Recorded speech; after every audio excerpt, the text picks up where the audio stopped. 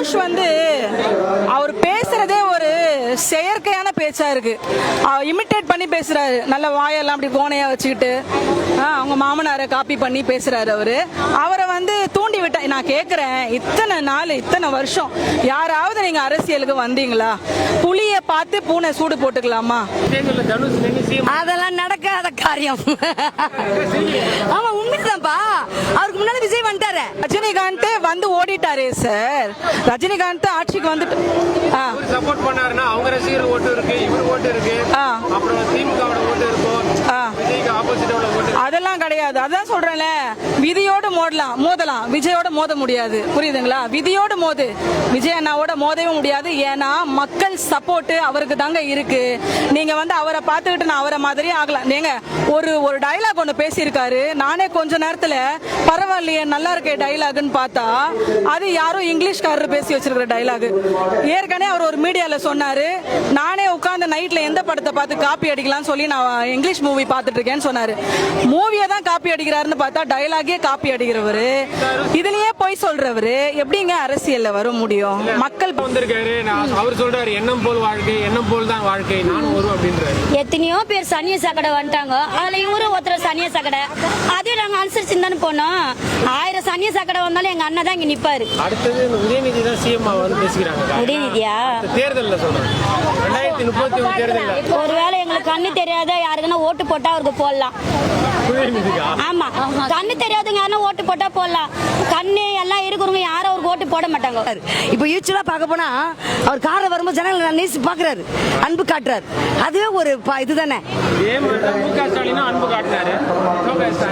தோக்காச்சுன்னா அவர் ஒரே தொகுதிக்கு செய்தார். கொளத்தூர் கலைஞர் வந்து குடும்பத்தையும் பாத்துக்கிட்டாரு, நாட்டையும் பார்த்து. அவர் ஒரு குடும்பத்தை மட்டுமா பார்த்தாரு, 94 குடும்பத்தை பார்த்தாரு. அவர் ஒரே குடும்பத்தை பார்க்கணும், அதை கரெக்டா நடத்தணும்னு கரெக்டா போய் நிக்கிறாரு. இவரு எங்கெல்லாம் போறாரு அங்கெல்லாம் குடும்பம் வச்சு குடும்பத்தை பார்த்துனது, குடும்பத்தை மட்டும் தான் பார்த்தாரு. யாரு? இவரு மக்களை பாக்குறாரு. குடும்பமே வேணாம், எனக்கு மக்கள் போதுன்றாரு. ஃப்ரெண்டு தான் சொல்றவன் சொல்லுவான் வச்சுனுக்கிறேன்னு. சரி சொல்லின்னு போன அவர் கம்முனுக்கிறாரு. அதெல்லாம் முடியாது. எல்லா விஜய் மலை எல்லாம் அவரை நேசிக்கிறாங்க. நான் எப்படி பார்த்தேன்னா, அவர் இந்த கோட்டையில போய் அவர் பார்க்கும்போது ஜனங்க எல்லாமே நேசிக்கிறாங்க. அவர் இன்னும் செய்யட்டும், இன்னும் நல்லா அவர் கோடி பணம் இருந்தா கூட அவர் தான் வரணும்னு எதிர்பார்க்கறாங்க. ஜனங்க ஏத்துக்க மாட்டாங்க, அவரை ஏத்துக்க மாட்டாங்க. ஏன்னா இல்ல 50 வருஷம் வாழ்ந்து ஒன்னே செய்யறாங்க, ஒன்னே வந்தா செய்யறாங்க. பஸ் மட்டும் ஃப்ரீ. 1000 ரூபாய் கொடுத்து எங்களுக்கு கிடைக்கல, சில பெண்களுக்கு கிடைக்கல. அதனால இவர் செய்வாரு நாங்க எதிர்பார்க்கிறோம். அதெல்லாம் சொல்ல முடியாது, அவரை நாங்க எதிர்பார்க்க முடியாது. ஆனா இவர் மேல கொஞ்சம் நேசம், ரஜினி சப்போர்ட் இருக்குது. சில ஜனங்க போடலாம், ஆனாலும் இவர் நல்ல மனசுல இடம் பிடிச்சார் விஜய் சிஎம். வாலிபர் நான் எப்படி சொல்றது, வாய்ப்பு வராது. ஏன்னா அவர் வந்து ரொம்ப இது பண்ணிட்டு நாட்டுக்காக உழைக்கணும். அந்த எல்லாத்துக்கும் 200 கோடியை விட்டுட்டு நான் ஜனங்களுக்காக வரேன்றாரு. இப்ப யூச்சுவலா பார்க்க போனா அவர் கார வரும்போது ஜனங்களை நேசி பாக்குறாரு, அன்பு காட்டுறாரு. அதுவே ஒரு இதுதானே. தோக்காச்சுன்னா அவர் ஒரே தொகுதிக்கு செய்தார். கொளத்தூர் இவர் வந்து எல்லாமே பாக்குறாரு. இப்ப போலீஸ்காரர்களுக்கு பதக்கம் கொடுக்கிறாரு, படிச்சவங்களுக்கு வேலை வாய்ப்பு கொடுக்கிறாரு. அப்ப இப்ப கர்நாடகா போறாரு. போய் போனாதான் செய்யட்டும். எம்ஜிஆர் காலத்துல எம்ஜிஆர் போனாரு, அது மாதிரி இவ போய் செய்யட்டும்.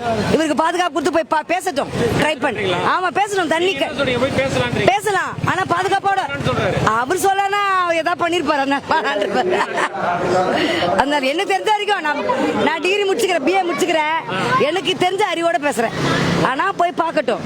நமக்கு தண்ணி முக்கியம் இல்ல, விவசாயம் இருந்தா தான் கால் மேல தான் சாப்பாடு கிடைக்கும். அவங்களே இல்ல, நம்ம சாப்பாடு இல்ல. புரியுதுங்களா? அதனால கரெக்டா பேச. யார்கிட்ட வந்தவா படிச்ச பிள்ளைங்க வேலை வாய்ப்பு தரணும், பெண்களுக்கு பாதுகாப்பு, குழந்தைங்க பெண் இப்ப கொஞ்சம் குறைஞ்சிருக்குது. அப்ப கொலை அதிகமா இருக்குது, அது கொஞ்சம் நிப்பாட்டணும். எங்க பார்த்தாலும் கொலை பண்றாங்க, அது நிப்பாட்டணும். பெண்களுக்கு முக்கியமா பாதுகாப்பு, விலைவாசி குறைக்கணும். அது வேலை கொடுக்கன்னு தடை பண்றாங்க, அது அவர் தான் பேசணும். அவர் கோர்ட் தடை பண்ணா கூட அவரு செய்யணும். அவர் தடை பண்ணிக்கிறாரு. அவரு என்ன செய்யறாரோ அதான் நம்ம சொல்ல முடியாது. சிஎம் மனசுல என்ன நடக்குதோ அதான். அவரெல்லாம் என்னப்பா அந்த காலத்துல எம்ஜிஆர் செய்யறதுக்கு அப்புறம் விஜய் தான், விஜயகாந்த்க்கு அப்புறம் விஜய் தான். அதான் மனசுல அவர் யாரும் ஏத்துக்கல, எதுன்னு நம்ம ஜனங்க ஏத்துக்கல. விஜயகாந்த் தங்கத்தட்டுல சோறு போடுறேன்னாரு, அவரை ஏத்துக்கல. இப்ப விஜய் ஏத்துக்கிட்டாங்க, அவ்வளவுதான். அத எங்க அவரு ஜனங்க எங்க மனசு வைக்கிறாங்க அதுதான். இல்ல வாலிப பிள்ளைங்க போட்ட ஓட்டு தானே பெண்கள், அதனால என்ன பண்ண முடியும்? அவரு நல்லது செய்யணும் நாட்டுக்கு, அவ்வளவுதான். என்னை பொறுத்த வரைக்கும் நல்லது செய்யணும். ஏழைங்களுக்கு முக்கியமா படிச்சவங்களுக்கு வேலை வாய்ப்பு, ஏழைங்களுக்கு அந்த 2500 ரூபாய் போட்டா நல்லது. அதெல்லாம் நடக்காத காரியம்.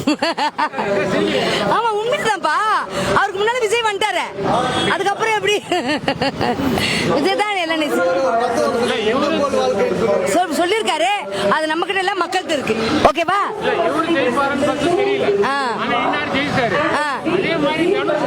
அது சொல்ல முடியாதுப்பா. மனசனுடைய இயல்பு எப்படியோ அப்படிதான்.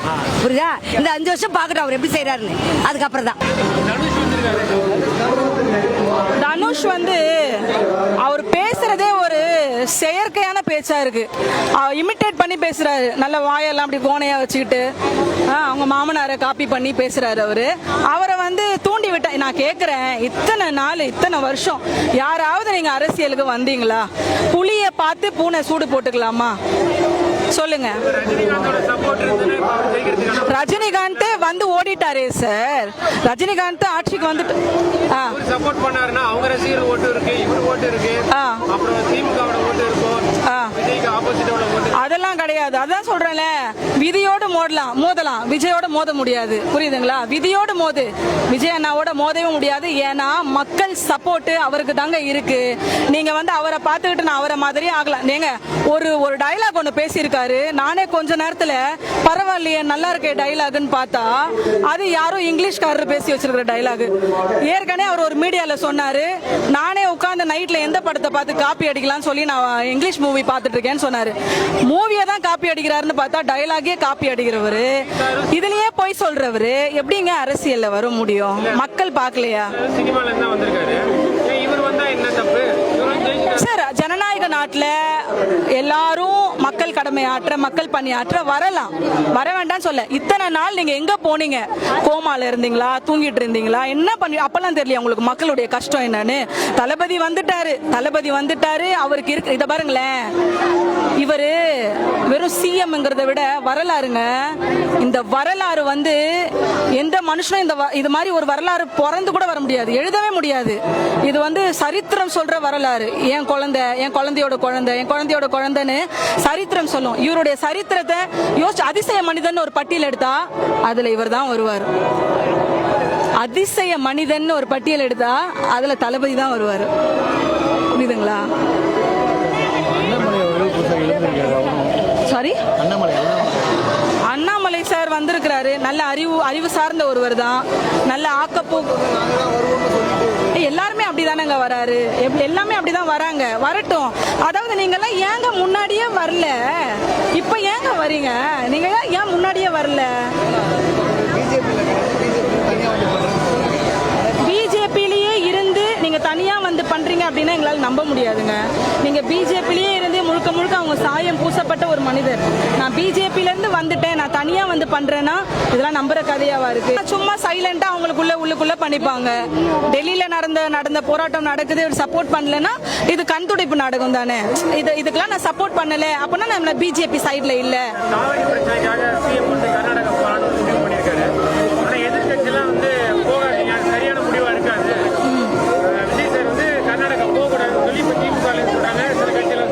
ஏன் நீங்க போகாதீங்கன்றீங்க? அவர் போகட்டுமே, போயிட்டு அதுக்கான சொல்யூஷன் அங்க போய் அவர் பேசி பார்த்தா என்னன்னு தெரிய போகுது. அவர் போய் பேச போறாரு. உங்களுக்கு என்ன சார் வலிக்குதுன்னு நான் கேக்குறேன். அவர் போய் பேச போறாரு. போறவரை வாங்க எங்க கூட நின்று போராட்டம் பண்ணுங்க, வாங்கன்னா என்ன அர்த்தம்?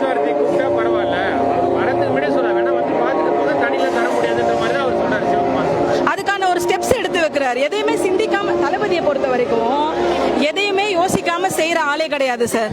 அவர் ஒரு வாட்டி யோசிச்சாருன்னா அதுல என்னென்ன அர்த்தம் இருக்கு, எப்படி மூவ் பண்ணலாம் அப்படிங்கறதெல்லாம் யோசிச்சுதான் அவர் பண்ணுவாரு. சில சம்பவங்கள்லாம் அதை பத்தி தான் நம்ம அதாவது பேச்சு கிடையாது, நம்ம லைவாவே பார்த்துட்டு தான் இருக்கோம். அவர் ஒரு விஷயம் அதை செய்யறாரு அப்படின்னா அதுக்குள்ள என்னென்ன விஷயங்கள் இருக்கு அப்படிங்கறத அவர் ஆக்கப்பூர்வமா ஆராய்ந்து தான் ஒரு ஸ்டெப் எடுத்து வைப்பாரு. ஒரு முதலமைச்சரா அவருடைய சிந்தனைக்கு என்ன தோணுதோ அதை அவர் செய்யறாரு. நீங்க எதுக்கு நடுவுல வந்து நீ போவாத, நீ பண்ணாத, அதாவது அவரு அதுதான் விஜய் நான் சொன்ன மாதிரி அவர் கனவுலயே இருக்காரு போல. நான் தான் சிஎம், நான் தான் முதலமைச்சர், நான் தான் முதலமைச்சர். கண்டிப்பா 5 வருஷம் ஆட்சி போயிடுவாரு. 5 வருஷம் பண்ணுவாரு. 5 வருஷத்துக்கு ஸ்டாலின் சொல்லியிருக்காரு, இந்த 1000 ரூபாய் கொடுத்த வரை நான் தான் முதலமைச்சர் மக்கள் மனசுல. 1000 ரூபாய் ஏன் அவர் 1000 ரூபாய் குத்தாங்கன்னா மயங்கிடுவோமா? அவர் 1000 ரூபாய் குத்தா நாங்க மயங்கிடுவோமா அப்படின்னு சொல்றாரு. அவரு சொல்ல அறிவில்ல, அவர் சொல்லுவாரு 1000 ரூபாய் கொடுக்குற வரையும் நான் தான் முதலமைச்சர் மக்கள் மனசுல முதலமைச்சரா நான் இருப்பேன், தோத்துட்டா கூட அப்படின்னு சொல்றாரு. அப்படிலாம் கிடையாது. எங்க அண்ணன் தான் இருப்பாரு எங்க மனசுல. அவர் 1000 ரூபாய் குத்தாலும் சரி, 5000 ரூபாய் குத்தாலும் சரி, எங்க அண்ணன் தான் எங்க மனசுல இருப்பாரு. வேற யாரும் இருக்க மாட்டாங்க. வேற வந்திருக்காரு, அவர் சொல்றாரு எண்ணம் போல் வாழ்க்கை, எண்ணம் போல் தான் வாழ்க்கை, நானும் வரும் அப்படின்றாரு. எத்தனையோ பேர் சனிய சக்கடை வந்துட்டாங்க, அதுல இவரு ஒருத்தர் சனிய சக்கடை. அதையும் நாங்க அனுசரிச்சு தானே போனோம். 1000 சனிய சக்கடை வந்தாலும் எங்க அண்ணன் தான் இங்க நிப்பாரு. ரஜினி வந்தாரு, அவரே தோத்து போய் நின்ட்டாரு. எங்க அண்ணன் தானே வந்து ஜெயிச்சு நிக்கிறாரு. ரஜினி அரசுக்கே வரலையே. அது வந்துட்டு வரேன் தானே சொல்லியிருந்தாரு. யாருன்னா சட்டம் பண்ணாங்களா? இல்லல, எங்க அண்ணன் ஒரு அறிவுக்கு தானே குத்தாரு. இருந்தாலும் கட்சியில வந்து நின்னுட்டாருல, ஜெயிச்சிட்டாருல, 3 மாசம் ஆட்சியும் புரிஞ்சிட்டாருல. இதுக்கு மேல என்ன வேணும்? எவ்வளவு பேர் வந்து சரத்குமார், கமல், இந்த மாதிரி நிறைய நடிகர்கள் வந்தாங்க, விஜயகாந்த் சார் எல்லாம் வந்தாரு. ஆனா ஏன் யாருக்குமே அந்த ஆதரவு கொடுக்காம இவரை நீங்க வந்து எல்லாரும் ஓட்டு போட்டீங்க பெண்கள்லாம்? சரத்குமார் எல்லாம் வந்தது வந்து அவங்க சுயநலத்துக்காக வந்தாங்க. எங்க அண்ணன் ஒரு நடிகர், அவர் நினைச்சாருன்னா எவ்வளவு சம்பாதிக்கலாம் ஒரு படத்துல. எங்களுக்காக அவர் வந்துக்கிறாருன்னா அதனால நாங்க இடம் குத்தி இப்ப வர வச்சிருக்கோம். அவ்வளவுதான் சொல்லியிருக்காரு. 6 மாசம் ஆட்சி கலைஞ்சிடும் சொல்றாங்களே, அதே மாதிரி 6 மாசம் ஆட்சி கலைஞ்சிருச்சுன்னா கலையாது. இல்ல, ஒருவேளை அவங்க சொன்ன மாதிரி நடந்துன்னா என்ன நடக்கும்?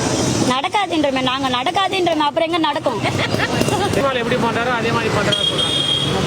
சினிமா வேற வாழ்க்கை வேற இல்லையா? சினிமாவும் வாழ்க்கையை ஒன்னா சேர்க்க முடியாது இல்லையா? நம்ம சொல்றவங்க 1000 பேர் வேலை வெட்டி இல்லாதவங்க சொல்லுவாங்க. அதெல்லாம் ஏன் நம்ம மைண்ட்ல போட்டு ஏத்திக்கணும்? அடுத்தது உதயநிதி தான் சிஎம் வந்து பேசிக்கிறாங்க. உதயநிதியா? தேர்தலில் சொல்றேன், 2031 தேர்தலில் ஒருவேளை எங்களுக்கு கண்ணு தெரியாத யாருக்குன்னா ஓட்டு போட்டா அவருக்கு போடலாம். ஆமா, கண்ணு தெரியாதுங்க யாரும் ஓட்டு போட்டா போடலாம். கண்ணு எல்லாம் இருக்கிறவங்க யாரும் அவருக்கு ஓட்டு போட மாட்டாங்க. அவர் சொன்னா நாங்க எப்படி ஒத்துக்க முடியும்? அவர் வீட்டு பணமா கொடுத்தாரு, திட்டம் யார் ஒன்னாலும் போடலாம். அதை செயல்படுத்தணும்ல, மீண்டும் செயல்படுத்துது தானே அது. இது திட்டம் யார் ஒன்னாலும் போடலாம். நான் கூட தான் சொல்லலாம், இந்த பில்டிங் வாங்குறேன் அது வாங்குறேன்னு. எங்களால செயல்படுத்த முடியுமா? இல்ல, அவர் செயல்படுத்துறாரு, அதையே நம்ம தடுக்கணும். நடக்கட்டும். அது மது பழக்கத்தை கொஞ்சம் ஒழிச்சா எங்க அண்ணன் நல்லா சுத்தமா ஒழிச்சா நல்லா இருக்கும். எங்களுக்கு நம்பிக்கை இருக்கு. இருந்தாலும் எங்க அண்ணன் இன்னும் கொஞ்சம் முயற்சி பண்ணணும். ஆமா. அதெல்லாம் எங்களுக்கு தேவையில்ல. 2500 ரூபாய் தேவையில்ல, எதுவுமே தேவையில்ல. எங்களுக்கு இந்த மது பழக்கத்தை ஒழிச்சு கொடுத்தாலே போதும். அதுவும் தேவையில்ல, எதுவுமே தேவையில்ல, எதுவுமே தேவையில்ல. இந்த போதை, இந்த மது பழக்கம் எல்லாத்தையும் ஒழிச்சு கொடுத்தாலே போதும். எங்களுக்கு எங்க அண்ணன் கொடுக்குற 2500 ரூபாய் எதுவுமே தேவையில்ல. எங்க அண்ணன் நிரந்தரமா ஆட்சியில இருந்தா அது போதும்.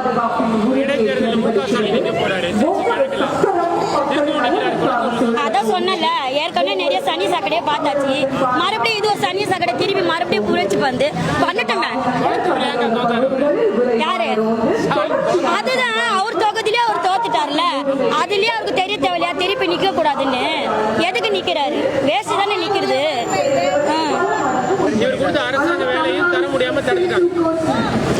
கரூர் பிரச்சனைக்கும் இவருக்கும் சம்பந்தமே இல்லையாப்பா.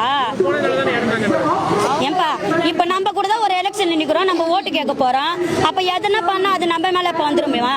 அவருக்கு வேணும்னே பண்ணி விட்டாங்க, அது அவர் என்ன பண்ண முடியும் சொல்லுங்க? யாரு? செந்தில் பாலாஜா? அதான் நிறைய பேருக்கு தெரியுமா அவர் நல்ல மனுஷன். செந்தில் செந்தில் பாலாஜி ரொம்ப நல்லூர்ல, அதனால எல்லாம் சப்போர்ட் வராங்க அவருக்கு.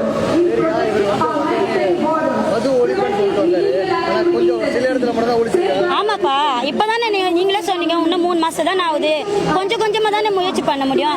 50 வருஷமா எலெக்ஷன் நடத்துறவங்கள அவங்களாலே கொஞ்சம் கூட முடியல. எங்க அண்ணன் இப்பதானே வந்தாரு, அது கொஞ்சம் கொஞ்சமா தானே பண்ண முடியும். யார் சொன்னா? எங்க அண்ணன் 5 வருஷம் இருப்பாரு. அவர் யார் சொல்றது? உதயநிதி ஸ்டாலின் யார் சொல்றது? அதான் சொல்லிட்டேனே, கண்ணு தெரியாதவங்கன்னா அவருக்கு ஓட்டு போட்டு ஜெயிக்க வைக்கலாம். எங்களை மாதிரி கண்ணு தெரிஞ்சவங்க யாருமே ஓட்டு போட மாட்டாங்க, புத்தி இருக்கிறவங்க யாருமே ஓட்டு போட மாட்டாங்க அவருக்கு.